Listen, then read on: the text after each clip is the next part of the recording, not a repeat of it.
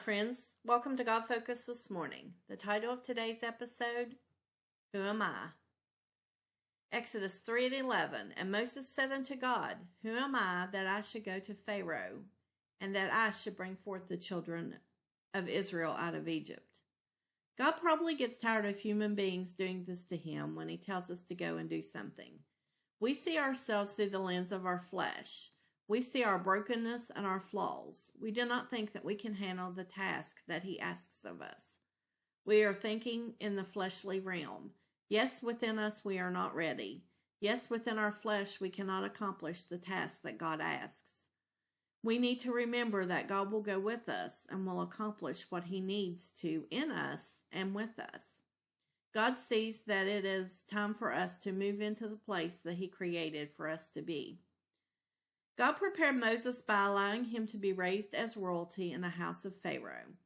He knew all their ways because he grew up with the current Pharaoh. Moses would not be intimidated by him because he was like a cousin to him.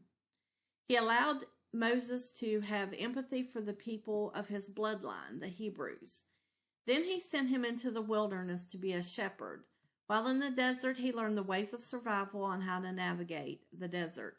Jethro, his father-in-law, was a Jewish priest, so he learned the ways of his people during his time with Jethro, and he unlearned the religion that was in him that he picked up in Egypt, allowing him to be a good leader of God's people. If he had not spent time in the wilderness, he would not know the ways of the one true God.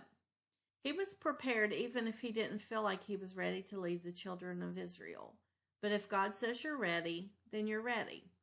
He will be there every step of the way to lead and to guide. God knew what he had put in Moses, unrealized potential that Moses was yet to discover. Maybe Moses reacted in fear of what others would think. After all, some of them in Egypt knew he had murdered someone. Who was he to lead when he had made such big mistakes in his past? He made all sorts of excuses. He stuttered. He was not an eloquent speaker. And God knew all those things about him when he chose him in the first place. What we tend to forget is that God sees the big picture. He sees those we will reach and those that we will let slip through our fingers. He sees all the good attributes and all the ones that we try to hide from even ourselves. Still, he calls us to go out and try to make a difference in the world around us. What if we were like Noah? He didn't even convert one person to God. But in his faithfulness, he was able to at least save his family. We all have family members that are lost. We may not be able to reach them. Maybe we will, only God knows. But he will honor our efforts and send others to them if we pray. He may never ask us to lead a large group of people out of bondage like Moses, but he asks us to be fruitful where we are and to let our light shine. The best way to shine that light is to simply be kind and to love people. Go out of your way to help someone. Then be ready when they want to know why. It opens up a door for us to tell them about a man called Jesus. If someone would have asked Moses if God knew what he was doing, he would have answered yes. We would answer yes, God knows what he's doing. Then why do we doubt when he tells us what he wants us to do for him? Because we are not the ones actually doing the work anyway. He tells us to witness, but only God can deal with the heart. I fully understand the feeling of running from the calling of God. Many people can relate, but he will empower us to walk in the calling that he has chosen for us.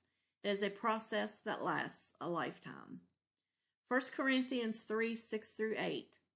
I have planted, Apollos watered, but God gave the increase. So then neither is he that planteth anything, neither is he that watereth, but God that giveth the increase. Now he that planteth and he that watereth are one, and every man shall receive his own reward according to his own labor. What if Moses had refused God's plan? Do you think that God would have left the children of Israel in bondage? No, he would have raised up someone else, and Moses would have been left out of God's miracles. Humans need to understand that it has little to do with us and everything to do with him. He is the one that gives the increase.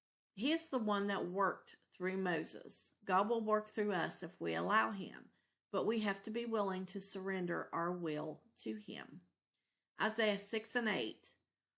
Also I heard the voice of the Lord saying, Whom shall I send, and who will go for us? Then said I, Here am I, send me. God doesn't need perfect people. He doesn't need our talents or our skills. He needs one thing from us, and that is our surrender. Thanks for watching. Until next time, be bold, be brave, and keep your God focus. Like, share, and subscribe for more encouragement. Have a wonderful day.